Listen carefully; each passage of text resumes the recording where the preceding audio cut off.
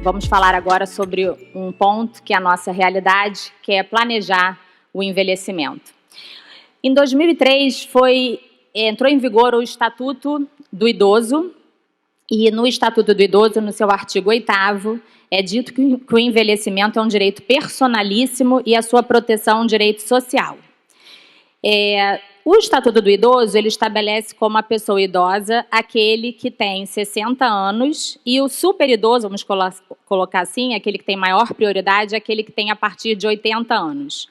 Nós poderíamos inicialmente discutir o critério etário. Será que num país como o nosso, em que a expectativa de vida subiu para 77 anos, 60 anos seria uma pessoa idosa? Porque, evidentemente, na hora que eu estabeleço um Estatuto do Idoso, na hora que eu sei que a nossa Constituição Federal, no artigo 230, traz a pessoa idosa como uma pessoa que precisa de políticas públicas específicas, precisa ser tutelada, será que 60 anos é uma pessoa idosa? Porque, de fato, se a gente parar para pensar na expectativa de vida, eu estou falando de um tempo muito grande em que a pessoa vai estar nessa condição de pessoa idosa. Ficou famoso um caso na Holanda, do Emily Rattenbout, que ele pediu em juízo para que a sua idade fosse alterada. Ele queria reduzir a sua idade em 20 anos. E ele dizia que isso era a mesma coisa que mudança de nome, mudança de sexo, mudança de gênero. Ele queria ficar mais novo. E os médicos diziam que ele tinha corpo e mente de 20 anos a menos. E ele dizia o seguinte: olha, é muito ruim eu ter 69 anos, porque assim eu não posso contratar uma hipoteca, eu entro no Tinder e ninguém me responde. Então, sinceramente, a minha idade não condiz com o meu corpo e eu estou sofrendo por conta da minha idade, né? Ao fim e ao cabo, a justiça holandesa negou o seu pedido, né, entendendo que os dados deveriam ficar corretos em termos de cronologia, né? 2021 a 2030 foi considerada a década do envelhecimento saudável. O envelhecimento ele obviamente, um ponto que queremos envelhecer, né? Porque a outra face é falecer jovem.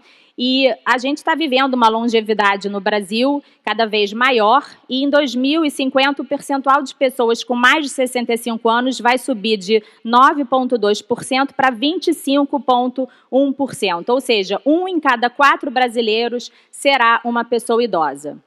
Bom, como a lei pode promover os direitos dos idosos? E, obviamente, que eu tenho aqui uma questão que o Estado deve fazer essa promoção, né? O Estado deve estabelecer políticas públicas para promover os direitos dos idosos. Mas a minha pergunta aqui é como o direito privado pode promover os direitos dos idosos. Eu abro o Código Civil, não tenho um artigo sobre o idoso. E o Código Civil é a Carta do Cidadão, é o direito do cidadão. Onde está o idoso no Código Civil, né? Eu quero tratar aqui de alguns temas que perpassam, então, ao direito privado e que colocam a pessoa no protagonismo do seu envelhecimento.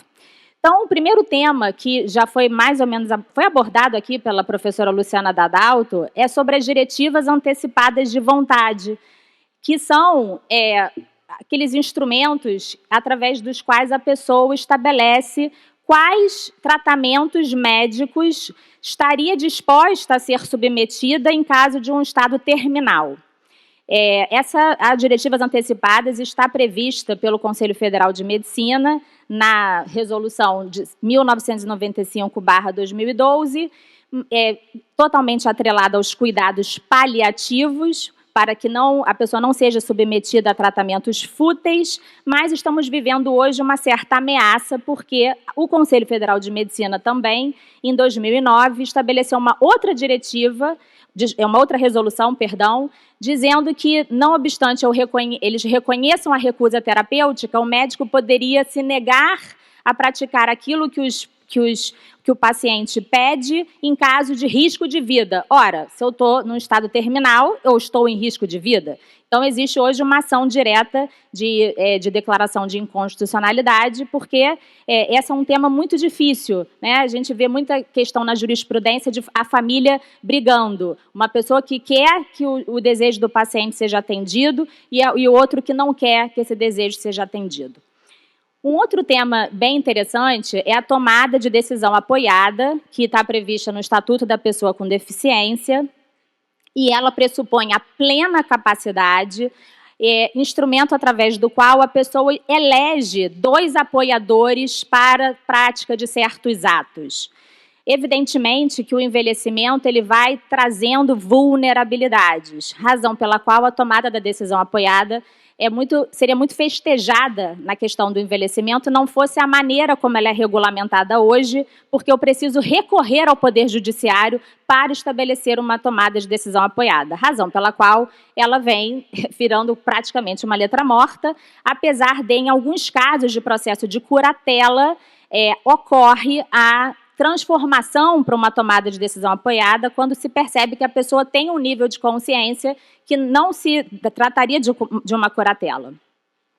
E um outro ponto muito importante, né, que a gente precisa pensar, que é a própria autocuratela, porque em muitos casos o envelhecimento leva efetivamente a questões neurológicas, físicas, que maculam efetivamente a capacidade e é necessário que seja decretada a curatela.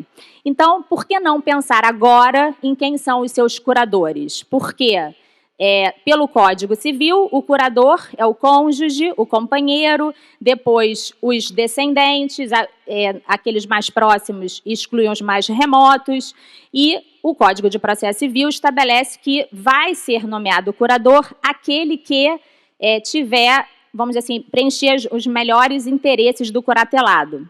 E, através do instrumento de autocuratela, a pessoa pode estabelecer a remuneração do curador e também pode estabelecer os valores que quer que você seja cuidado. Quais valores do seu patrimônio devem ser utilizados para o seu cuidado? E qual é a remuneração que vai ser dada para o curador? Porque, quero registrar, o curador tem direito a uma remuneração, artigo 1752 do Código Civil. E aqui entra um tema muito caro a nós, que também foi tocado durante algumas palestras, que é o tema do cuidado. Porque cada vez mais o envelhecimento ele vai trazendo essa necessidade do cuidado e nós, em 2050, o Brasil terá cerca de 77 milhões de pessoas dependentes de cuidado entre idosos e crianças. E segundo a Oxfam Brasil, que tem um relatório chamado Tempo de Cuidar, mulheres e meninas ao redor do mundo dedicam 12,5 bilhões de horas todos os dias ao trabalho de cuidado não remunerado, uma contribuição de pelo menos 10,8 trilhões de dólares por ano à economia global.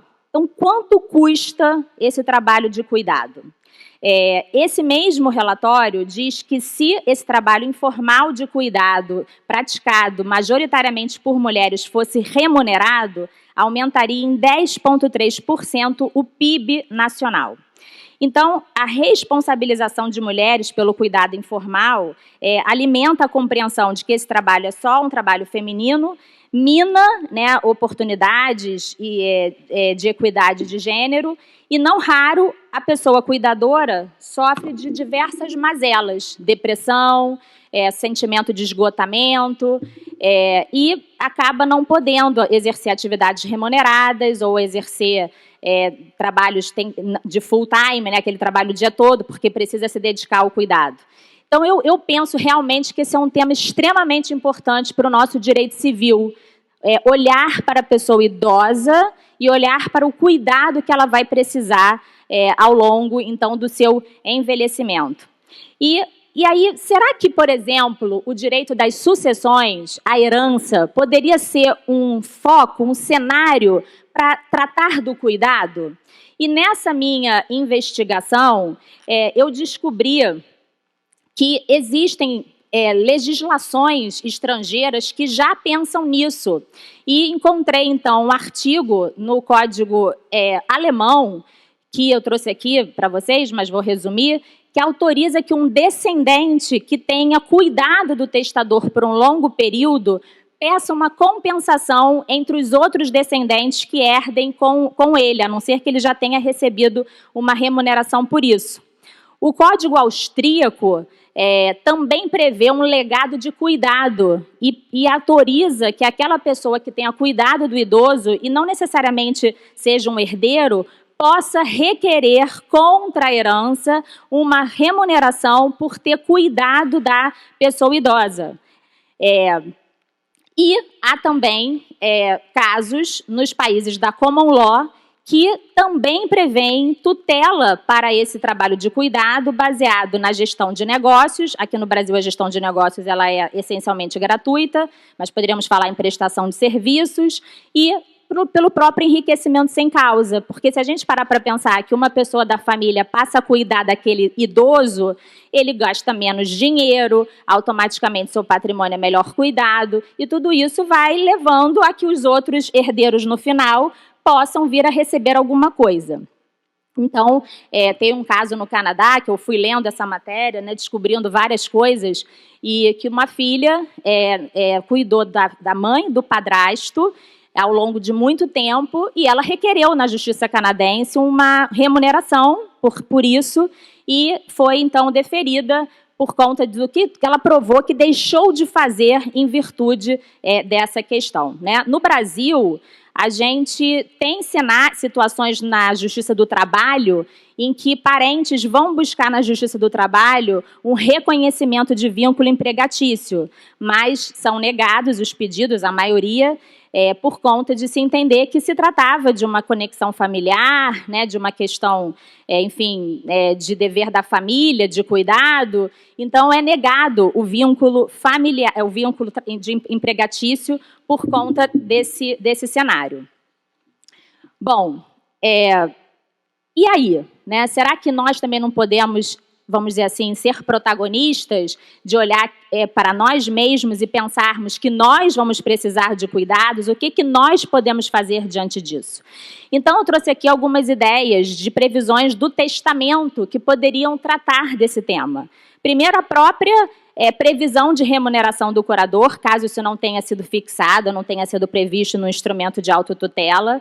O reconhecimento de doações remuneratórias, que hoje estão as doações remuneratórias está prevista no artigo 2011 do Código Civil, são doações que não vêm à colação, então eu posso reconhecer que certas transferências foram a título de doações remuneratórias, e um ponto bem importante, que é a quitação de mandatos, porque quantas vezes o pai e a mãe não outorgam uma procuração para um filho, ele vai administrando aquela situação toda e tudo mais, e ao fim e ao cabo o pai falece e os irmãos entram com uma ação de prestação de contas contra o filho, né, para ele justificar tudo o que ele falou. Aí ele falou, mas olha só, eu não guardei o recibo da farmácia, né, eu não guardei o recibo do pet shop, enfim, então agora ele vai ter que arrumar aquilo tudo para poder atender a demanda da prestação de contas, porque é muito comum as pessoas, né, deixarem uma procuração e a vida vai seguindo, né, a gente não vai prestando muita atenção nas consequências. Então, acho que é uma boa ideia uma quitação, né, numa situação como essa. E um outro ponto que eu queria tratar aqui também é a questão da perda da renda na velhice. Porque é natural, né, que as pessoas comecem a não ter mais gás para trabalhar e vão perdendo a sua capacidade de trabalho. E muitas vezes as pessoas têm um patrimônio imobilizado e elas não conseguem oferir renda com aquele patrimônio, porque não tem liquidez, não tem dinheiro. Então, a gente poderia pensar em alguns instrumentos que poderiam dar recursos para os idosos. Por exemplo, o próprio contrato de constituição de renda, que é previsto no Código Civil, em que você transfere bens para uma pessoa que fica obrigada a pagar uma renda que pode ser vitalícia. Obviamente que esse contrato ele tem uma fragilidade que a renda ela cessa com a morte daquele que é o credor da renda. Então, eu poderia imaginar que eu transferi um imóvel, por exemplo, para alguém, faleceu, né, o credor falece cedo e acabou que não foi um contrato equilibrado, mas é uma hipótese, né? E dois outros institutos que não estão previstos no direito brasileiro, que é a compra e venda viagère, que é um instrumento muito popular, né, na França, através do qual a pessoa vende o imóvel para uma outra, se reserva o usufruto, né, só que aquela pessoa que comprou só vai ter acesso ao imóvel na morte do anterior titular proprietário. Então, ele paga um preço, uma parcela fixa, depois ele vai pagando periodicamente uma prestação, e enquanto isso, aquela pessoa que vendeu o imóvel é usufrutuária e aquele que comprou só vai receber o imóvel quando aquele que ali mora, que era o antigo titular, falecer. E um outro instrumento, um outro instituto que existe aqui no Brasil em projetos de lei ainda não, enfim, aprovados, que é a hipoteca reversa, que é quando a pessoa, então, tem um imóvel, ela, então, dá o imóvel em garantia, recebe recursos, continua morando no imóvel, e quando ela falece, o imóvel foi a garantia daquela dívida. Então, se ela não pagar, ou se os herdeiros não pagarem, o imóvel é a garantia. Ou seja, são formas que a pessoa idosa pode receber recursos e não deixar a sua residência, né? E não tenhamos aqui uma ideia de infantilização, né? A pessoa pode decidir fazer isso para ter a sua própria renda, né? E justamente não querer depender dos filhos, não querer depender de ninguém. Quantas histórias a gente escuta, né? De pessoas que querem decidir pelos seus pais, né? Onde vão morar, o que vão fazer, esse imóvel já está muito grande, você não precisa disso ou daquilo, né? Quando as pessoas devem ter a sua plena autonomia, né? E então eu termino aqui com alguns recados, né, de pessoas idosas, dizendo para se preparar, para nunca deixar de aprender, para acreditar e, de fato, a gente precisa realmente trazer a pessoa idosa para um protagonismo na nossa Carta Cidadã, no nosso direito civil, porque se nós não cuidarmos do envelhecimento à luz do direito civil, né, à luz dos instrumentos do direito civil e o direito privado, obviamente, é uma necessidade, porque toda a solidariedade prevista na Constituição deve perpassar por toda, né, a legislação infraconstitucional, pelo direito privado, nós vamos estar dando um passo em falso, né? Porque o envelhecimento está chegando cada vez mais e se a gente não cuidar disso, nós vamos realmente pisar em falso. Muito obrigada.